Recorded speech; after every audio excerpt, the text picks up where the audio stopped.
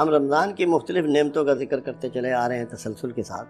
ایک بہت بڑی نعمت اللہ نے ہمیں عطا فرمائی جو اجتماعی خوشی کے ساتھ جڑی ہوئی ہے، وہ ہے صدقہ فطر۔ یہ بھی روزوں کا رمضان کا حصہ ہے، فطرانہ۔ 2 صدقے پہلے ہیں، ایک زکوٰۃ ہے اور ایک عشر ہے، اور تیسرا ہے صدقہ فطر، فطرانہ ادا کرنا۔ یہ کسی گھر کے جتنے بھی افراد ہوتے ہیں ان سب کا جو 2.5 کلو اناج کے لحاظ سے جو بھی آپ کھاتے ہیں، جو کھاتے ہیں یا گندم کھاتے ہیں یا جو بھی آپ استعمال کرتے ہیں، اس کے ایکول آپ نے نماز عید الفطر سے پہلے یہ ادا کرنا ہوتا ہے۔ آج کل ہمارے ہاں تقریباً جیسی کو گندم کھاتا ہے اس کے مطابق کہیں 125 ہوتا ہے، کبھی 100 ہوتا ہے، کبھی 150 ہوتا ہے، چینج ہوتے رہتے ہیں ریٹ کے مطابق اس کے میزانیے۔ مگر یہ کتنا بڑا کام ہے جو ہمیں بہت تھوڑی سی رقم، اس میں کوئی اتنی بڑی رقم نہیں ہوتی، ایک گھر میں کتنے پیسے بن جائیں گے۔ ایوریج میں ایک گھرانہ 5 بندوں کا یا 6 بندوں کا ہوتا ہے، کوئی گھر ہوں گے جو اس سے زیادہ تعداد کے ہوں گے، 600-700 روپیہ بنتا ہے۔ مگر اس کی ادائیگی اللہ کے ہاں اتنی مقبول ہے، اتنے درجات ہیں اس کے کہ جس کی انتہا نہیں، کیونکہ یہ آپ کو بے پناہ خوشی دینے والا عمل ہے۔ کیونکہ جب آپ نے رمضان کے روزے رکھ لیے اور آپ کے اندر تقوی کے آثار نمایاں ہو گئے، آپ کے اندر سے شدت کم ہو گئی، صبر آپ کے اندر کا بڑھ گیا، اخلاقیات آپ کے بہتر ہو گئے، نمازی بھی آپ ہو گئے، تو یہ اس کا شکرانہ ہے۔ یہ اس کا شکرانہ ہے کہ اللہ تیرا احسان ہے، تو نے صحت دی، موقع دیا، ایسے حالات پیدا کیے کہ ہم نے تیری عبادت بھی کی، تیرے احکامات کے مطابق زندگی گزارنے کا ڈھنگ بھی سیکھا۔ تو یہ اس کا شکرانہ ہے۔ اور شکرانہ کیسے ہے؟ جب آپ سجدہ ریز ہوتے ہیں مل کر عیدین ادا کرتے ہیں، اس سے پہلے یہ صدقہ ادا کرنا ہے اللہ کے احسان کو اتارنے، جو اس کے کمزور لوگ ہیں، جو مالی طور پہ کمزور لوگ ہیں، تاکہ وہ بھی کچھ نہ کچھ، چاہے کپڑے سلوا لیں، دھلوا لیں، کوئی گھر میں ایسی چیز پکا لیں جو خوشی میں ضرورت ہوتی ہے۔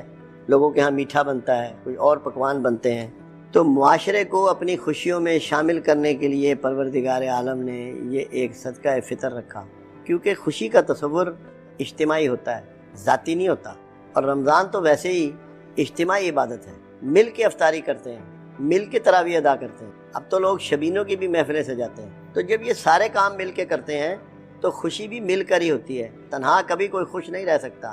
آپ کے اپنے پاس نہ ہو، آپ دور ہو، کہیں بھی دور ہو سکتے ہیں، جتنے مرضی خوشحال ہوں، کیا آپ کو خوشی ہوتی ہے؟ آپ شادی بیاہ میں دور دور سے اپنے عزیز و اقارب کو بلاتے ہیں، وہ شامل ہوتے ہیں، تب وہ محفل آپ کی خوشی کی محفل بنتی ہے کہ اس میں لوگوں کی شرکت ہوتی ہے، محبت کے ساتھ، خلوص کے ساتھ۔ تو صدقہ فطر محبت اور خلوص کے ساتھ معاشرے کے کمزور لوگوں کو اپنی خوشیوں میں داخل کرنے کا روٹ ہے، راستہ ہے جو اللہ نے آپ کو دیا ہے۔ جب آپ کو یہ اصول دے دیا گیا، یہ ضابطہ دے دیا گیا کہ آپ نے اپنی خوشیوں میں کمزوروں کو شامل کرنا ہے، تو آپ کو اس کو اپنی پریکٹس تو بنانا ہے، یا صرف اس کو آپ نے رمضان تک محدود رکھنا ہے کہ صدقہ فطر دیا اور سارے سال کے لیے آزاد ہو گئے؟ یہ اس لیے بتایا گیا آپ کو، یا اس لیے سکھایا جا رہا ہے کہ ہر حال میں تم سال میں جو کچھ بھی ہو، جو جہاں بھی ہو، جو بھی کر رہے ہو، جو بھی تمہارے معاملات ہیں، جو بھی تمہارا کاروبار ہے، اس میں کمزوروں کو اپنی خوشیوں میں شامل کرو۔ میں نے دیکھا شادی بیاہ کی تقریبات میں اگر کوئی غریب آدمی ان کے اس پنڈال میں آ گیا تو اسے دھکے دے کے نکال دے۔ اس کا گناہ کیا ہے؟ کیا وہ انسان نہیں ہوتا؟ کیا وہ ہماری طرح تن و توش کا مالک نہیں ہوتا؟ کیا ہماری طرح پاکستانی نہیں ہوتا؟ کیا ہماری طرح مسلمان نہیں ہوتا؟ ہم اس کو اپنی خوشی میں، اپنے کھانے میں شریک نہیں۔ جبکہ صدقہ فطر ہمیں یہ سکھا رہا ہے کہ تمہاری خوشی نامکمل ہے جب تک کہ اس میں کمزور لوگ شامل نہیں ہیں۔ تمہارا مال اللہ کے ہاں پسندیدہ مال نہیں ہے اگر یہ کمزوروں پہ خرچ نہیں ہوتا۔ جی، اس کو آپ نے اچھی طرح پریکٹس میں لانا ہے، صرف رمضان المبارک تک محدود نہیں کرنا کہ صدقے کو ہیبٹ بنانی ہے۔ ہیبٹ اس بات کو بنانی ہے کہ کمزوروں کو خوشی میں شامل کرنا ہے، ایکول سمجھنا ہے، انہیں اپنے برابر کا درجہ دینا ہے۔ اگر یہ آپ کی پریکٹس نہیں بنی تو صدقہ فطر کا مفہوم آپ اس سے ناآشنا۔ عید کی کوئی خوشی نہیں ہے اگر کمزور اس میں شامل نہیں ہے آپ کے ساتھ۔ تو کمزوروں کو ساتھ لے کے چلنے کے لیے ایک طریقہ ڈیزائن کیا ہے، ہلکا پھلکا، کہ جس پہ آپ کی جیب پر مالی بوجھ نہ پڑے، آپ اس کو اضافی کوئی کام اپنے اوپر نہ سمجھ لیں کہ اللہ نے ٹھونس دیا۔ خوش دلی کے ساتھ اس کو اپنائیں، مگر اس کی روح کو سمجھیں۔ وہ آپ کے 100، 500، 700 روپے کسی کی سال بھر کی، مہینے بھر کی ضرورت کو پورا کرنے کے لیے بہت ناکافی ہیں۔ ان سے کوئی بندہ جو ہے اس کے حالات نہیں بدلتے۔ یہ آپ کو ایک ٹپ دی جا رہی ہے، ایک اصول دیا جا رہا ہے، ایک ضابطہ دیا جا رہا ہے کہ آپ اس کے ذریعے کمزوروں کے ساتھ جینا سیکھیں، ان کو اپنی خوشیوں میں شامل کریں، اور اگر ان کی کوئی خوشی ہے تو آپ اس میں شامل ہوں۔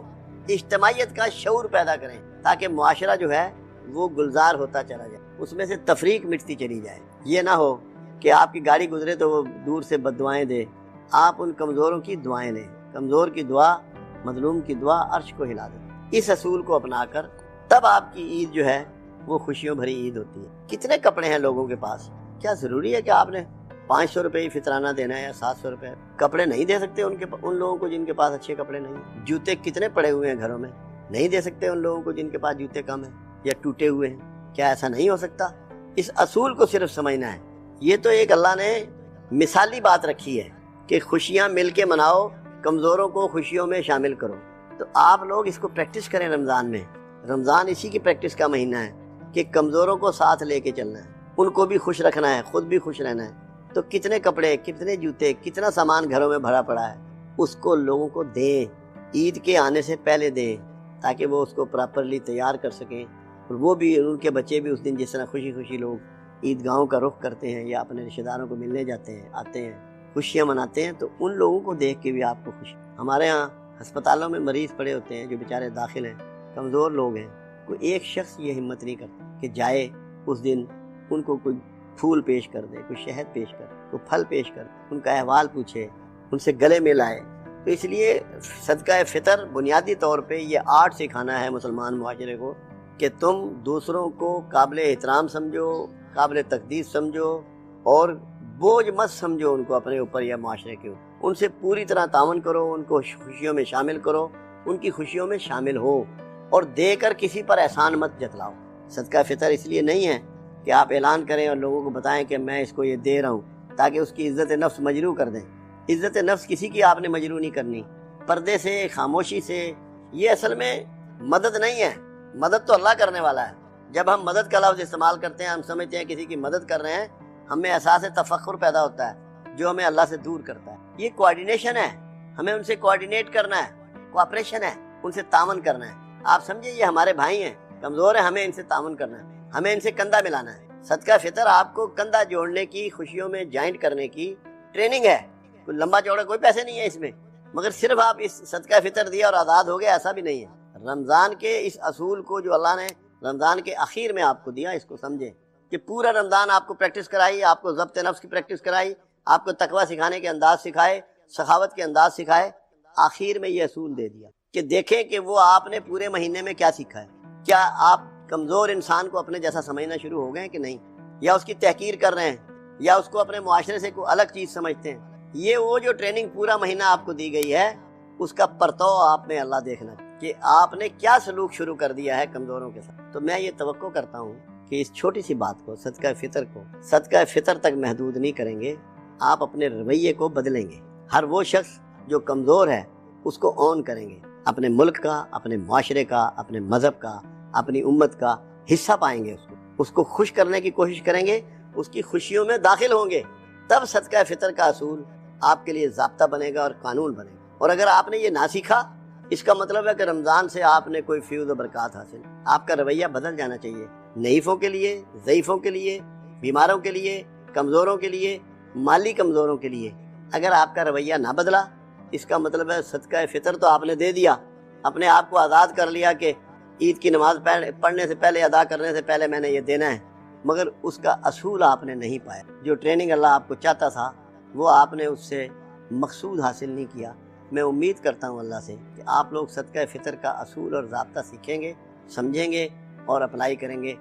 صدقہ، خیرات اور نذرانہ میں بنیادی فرق ہے۔ صدقہ تو مس انڈرسٹوڈ ہے، صرف بکرے کے گلے پہ چھری پھیرنے کو، کالے رنگ کے بکرے کو چھری پھیرنے کو صدقہ سمجھ۔ صدقہ نکلا ہے، یہ اصل میں ہے صدقہ، صدق سے نکلا ہے۔ صدق کہتے ہیں سچائی کو۔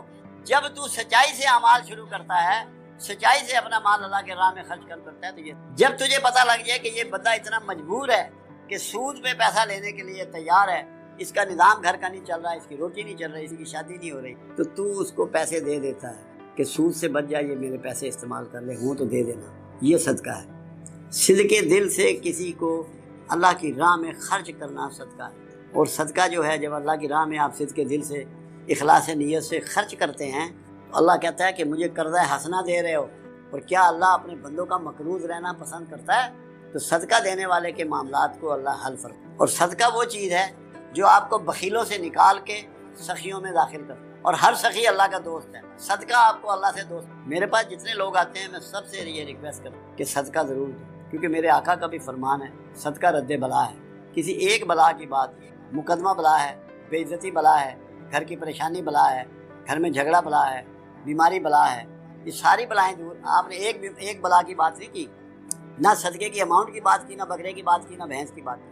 ہم تو بعض اوقات یہ کرتے ہیں کہ جتنا بڑا مسئلہ ہوتا ہے اتنا بڑا صدقہ بتا دیتے ہیں، کیونکہ بندہ بھی تو اتنا ہی بڑا ہوتا ہے۔ چھوٹے آدمی کے مسائل بھی چھوٹے ہوتے ہیں، بڑے آدمی کے مسائل بھی اس کو اس کے مطابق ہی صدقہ بتا دیتے ہیں۔ مگر سچائی سے، خلوص نیت سے اللہ کے لیے خرچ کرتے جاؤ، یہ سب صدقہ ہے۔ اللہ کے رسول نے جب یہاں تک فرما دیا صلی اللہ علیہ وسلم کہ جو کھانا تو اپنے بچے کو کھلاتا ہے وہ صدقہ ہے، تو کسی کو مسکرا کے ملتا ہے وہ صدقہ ہے، اور اپنے آپ کو دوزخ کی آگ سے بچا، چاہے کھجور کی ایک ٹکڑے کے بدلے، پوری کھجور بھی نہیں، ایک ٹکڑے کے بدلے بھی تو دوزخ سے بچ سکتا ہے، یہ صدقہ ہے۔